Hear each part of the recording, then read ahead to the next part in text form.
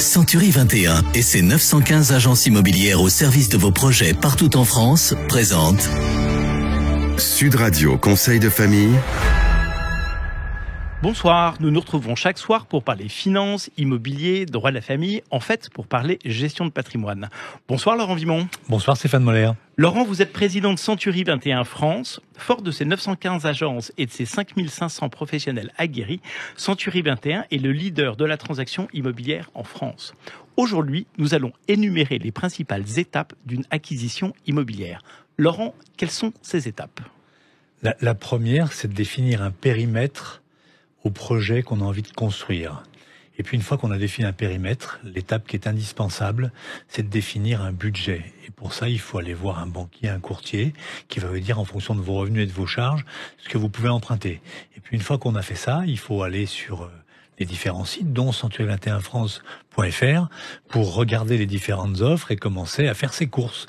Et faire ses courses, ça passe par la dévisite. Il y a un élément qui est essentiel dans l'immobilier, c'est que 70% des clients ont une demande qui va évoluer et qui sera différente quand ils auront acheté. Dit autrement, on peut partir sur la base d'un appartement, acheter une maison, donc il faut ne rien s'interdire, visiter et puis définir ce qu'on a envie d'avoir et surtout ce qu'on ne veut pas avoir. Donc le cahier des charges évolue avec le temps. Oui. Comment est-ce qu'on formule une offre ? Par écrit, puisque une offre écrite a une valeur, ce qui n'est pas le cas d'une offre orale ou d'un mail. Donc avec l'agent immobilier, vous allez définir la chose, le logement et sa définition, et puis ensuite le prix et les différentes conditions inhérentes à l'acquisition, exemple des conditions suspensives d'obtention d'un prêt qu'il faut préciser, et vous allez donner un prix. Alors le prix, ça peut être le prix du mandat ou une offre plus basse. C'est un pari qu'on fait quand on fait une offre plus basse, si le vendeur l'accepte ou pas. Mais une offre, c'est toujours par écrit. Et le compromis doit être fait en agence ou chez le notaire ? Quelle différence ça fait-il ? Est-ce qu'il y a une différence entre un journaliste et un amateur qui fait des émissions de radio ? Je pense que oui. C'est pareil pour l'immobilier. Il est plus sage de passer par une agence immobilière qui sait faire un compromis de vente. Alors, certains ont déporté ça chez le notaire, mais les agents formés intelligemment savent faire parfaitement des compromis de vente. Quelles sont les conditions suspensives que l'acquéreur doit absolument inscrire dans sa promesse ? Au minimum, s'il emprunte, celle du prêt, elle est inconditionnelle et incontournable, donc c'est principalement celle-ci qu'il faut intégrer.